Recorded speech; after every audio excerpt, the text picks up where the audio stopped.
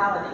That if we want anything different than the model that they've promised our city hall, then we have to be willing somehow to step up to the plate and help them get a business model that works. So the first thing I want to ask all of you is, if you've got the energy to walk up the stairs right over there, just go upstairs if you haven't seen the upstairs space. They've taken out a few walls that were up there a couple of months ago.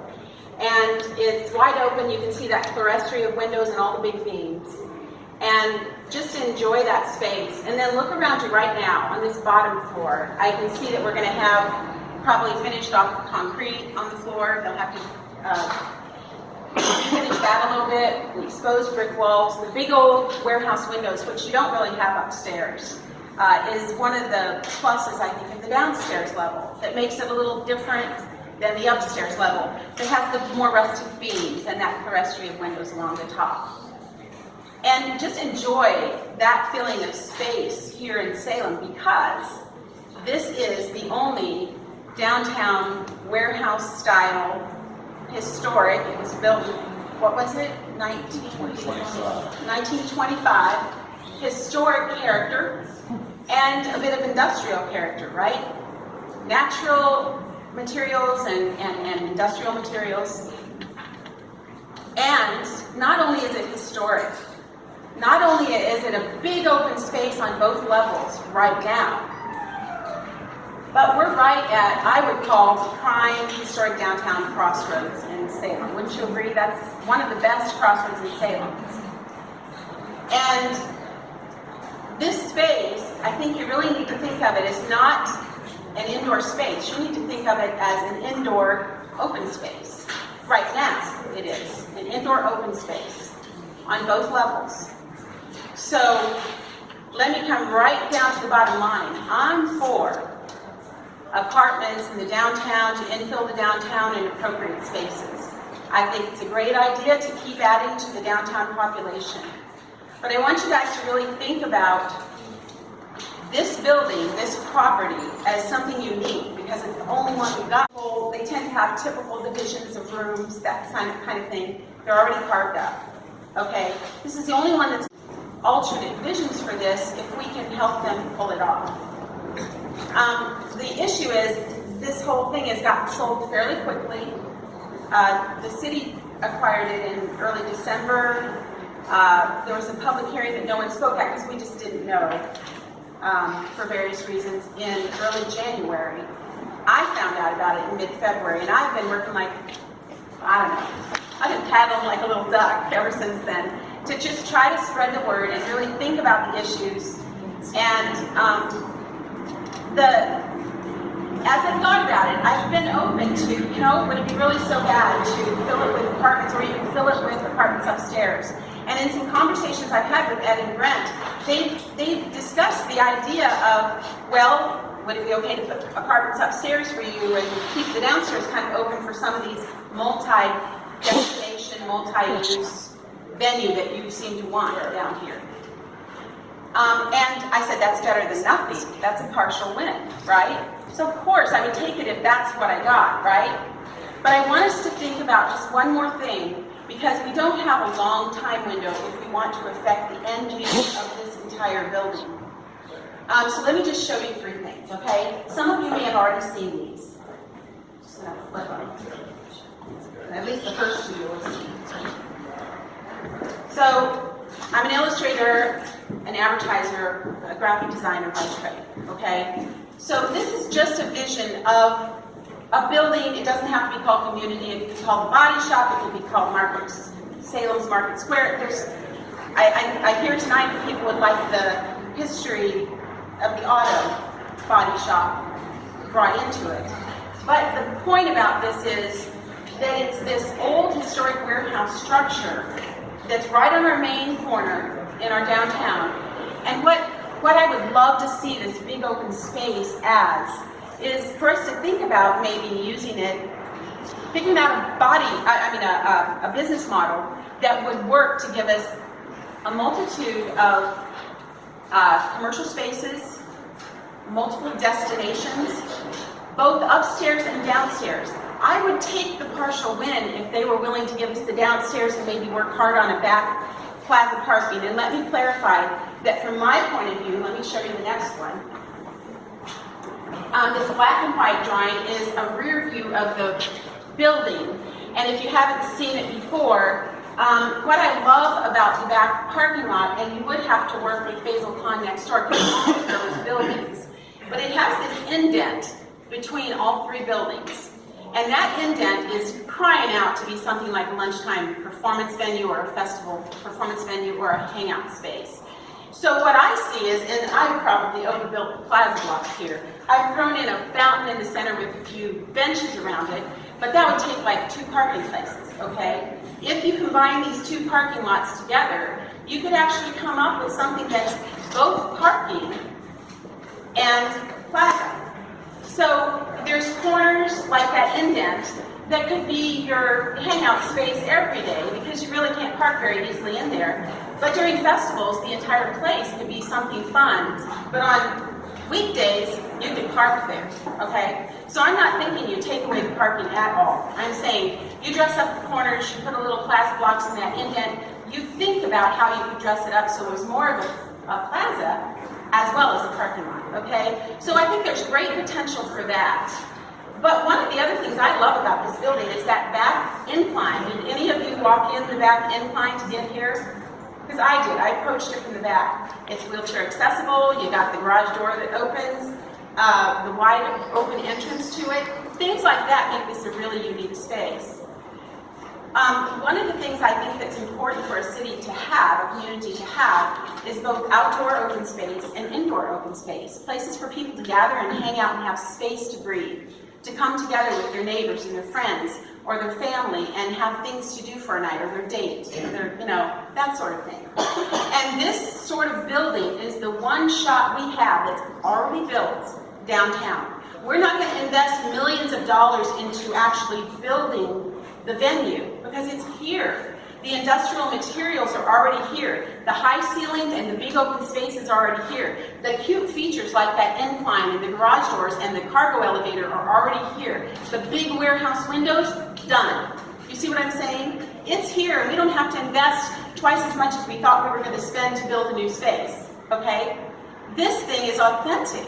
And it's at the right location, it's the right age, it's got the right character, and it's got the right open spaces, and even an added bonus, a really interesting back parking lot that could be something more than a parking lot. So I know it's hard to face this, but the time crunch is essential, and I've been working my tail off to try to figure out a way, and I'm making some progress, but to find a way for us to make it doable, that we don't have to do the apartments upstairs. I'm for apartments, and let me tell you one other option. There's a number of options throughout our downtown. First of all, we have a number of parking lots, and if it's in the floodplain, they can't build really a ground floor. So any place that's in the floodplain, they could build a new build and have ground floor parking. They wouldn't be taking our parking away, okay? One property that is owned by the city, so they would like that because they could sell it, and is nearby, is right behind the parking lot that goes with this building. It's right next to the rescue squad. It's a rectangular parking lot. 2/3 of it was offered in the same request for proposals. You could actually make it available to them to build your apartments back there and reserve this building for something more special. Now let me just make one other point about that. I want you to think about live space in our downtown and dead space. You all know, and probably some of you were involved in the downtown new plan that we put together, right? You probably submitted some comments and came to some of the charrette meetings. One of the things they're trying to do is rejuvenate the downtown. We're getting a new brewery. Awful Arthur's moved downtown. They're talking about putting another restaurant in this space. But the problem downtown, if it's going to attract the 2,000 college students that we have, we all tend to support the downtown. Whatever it's got, if you live in the neighborhoods around it, you come down and you use it. But to appeal to the region, to appeal to a broader demographic in Salem, we're known as a sports community, we're known as a family-oriented community with good services and good school system. if we want to appeal to a broader demographic to raise more revenue for the city, then the sports crowd, the family, I'm going to raise my family here crowd, right? If we want to appeal to the broader region, to Roanoke, to Blacksburg, to Lexington, to Lynchburg, because there's this cool space like the Harvester, something like that, okay? Then we really have to think about what we're missing in downtown Salem. Do we have the proper balance of all of our businesses? I think it's great that we have a number of restaurants. People would come down here for a place to eat now, right? I worry a little bit that there's a point where we're going to cross that barrier of having too many and nothing else will keep them here. You know what I mean? So you really need to think about how many restaurants is enough, and it probably will work here. But I think that we need to think about what else do we need here that we don't have currently. And there are missing destinations that we don't have. Mr. Gibson from Salem High School was talking about the possibility of at least part of this building being maybe an art venue. It could earn money. You could rent it by the stall the way one of the antique markets rents theirs by the stall, and they take a commission on every sale. There are ways to earn money doing that, and the spaces that I've visited that have some art galleries or studio space in them, they actually can attract crowds. They're fun places to be. Lunch cafe, some art gallery space, maybe a performance venue. What other things are we missing that we don't have here? In Salem, I know we don't have a game space. What if you had an upscale game space at the top, back at the top, looking out over that cool parking lot we're going to have? Someplace that appeals to the adults as well as the kids, not too busy, that sort of thing. You pay a head charge to get in, you leave when you want. That could earn money. But it's going to take creativity to figure out ways to make all of these things work. But the one thing I would say is it's not the specific model that I'm touting. It's the idea of keeping this as a modular space with multiple destinations and commercial spaces, and then saving a couple of them. There's still commercial spaces, but saving them so that they are more public-oriented, that Salem needs them. And the two things that I would suggest in this space, for me, and I could change my mind, but I think it'd be a very cool space to have it, and I juggle between the upstairs and the downstairs. That back half could be a very cool sort of Harvester-like performance venue. Only I wouldn't keep it just for the Crooked Road, which I think we should be tapping into the Crooked Road. We could be attracting visitors from further afield and regional traffic if we had a modular performance venue either back there or upstairs in the back. And such a space could have like a slate of music concerts. It could have a slate of theatrical events. It could have some public civic events in it too. But it could be a very cool space in a cool, character-filled, historic building at the right corner, indoors, so that when it gets cold or rainy or snowy and the market's closed, you could have things here. And I feel like if we don't consider something like that when we've got the space here that's very cool, we won't get the chance again, because it's built, it's in the right location, it's got the history, it's got the industrial character. When this is gone, we will only have those buildings that are already carved up and don't really have this kind of big open indoor space feel. The second point I just want to make briefly is that you got to think about the dead zone versus the live zone.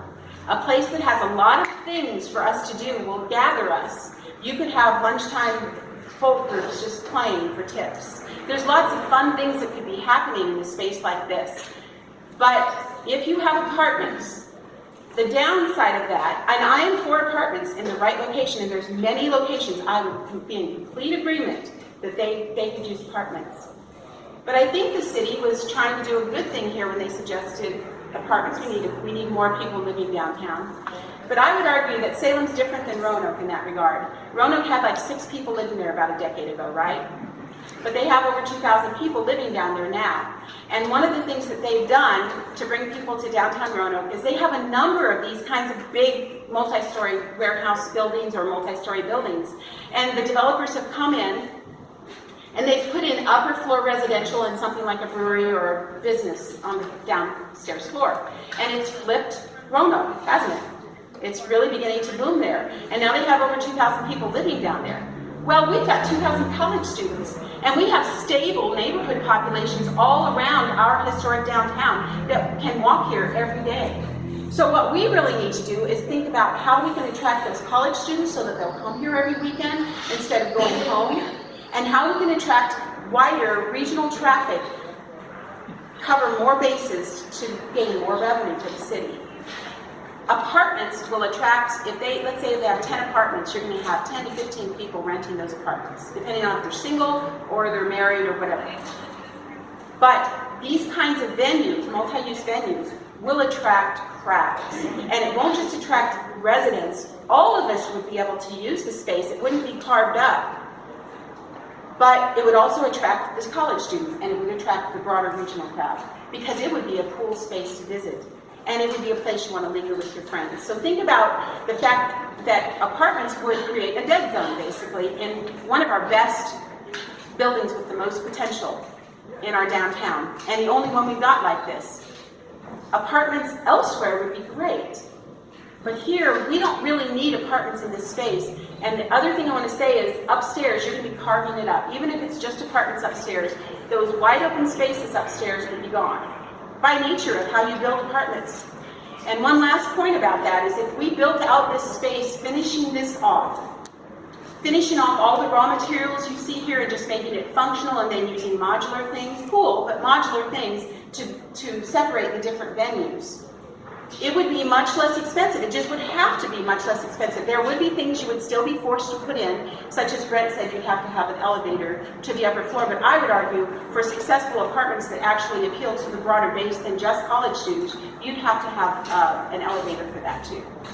So I'm just saying, think about the fact that apartments would mean that a few people would enjoy this building, and then the people that use the restaurant.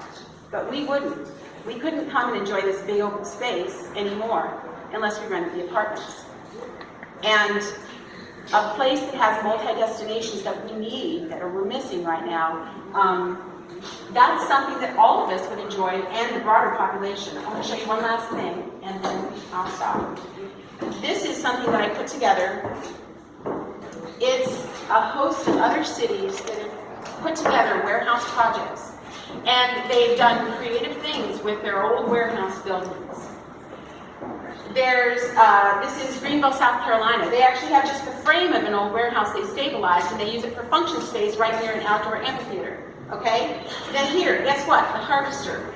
They had 3 Dog Night there, and in September I'm going to talk my husband into taking me to see Willie Nelson and Donkey Plain. All right. So we've got the barbecue place in Asheville. Everybody loves Asheville. It's turning into a festival city.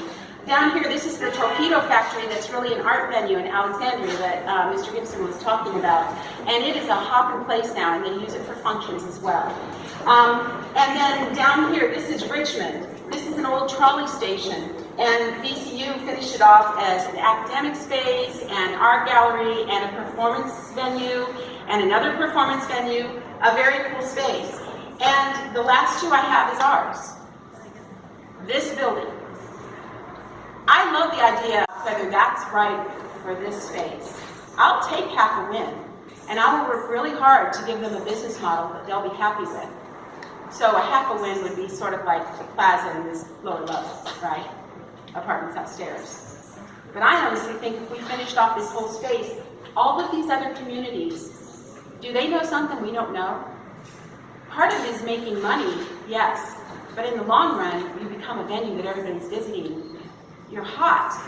It helps the whole area. It anchors the rest of your downtown. I'm done.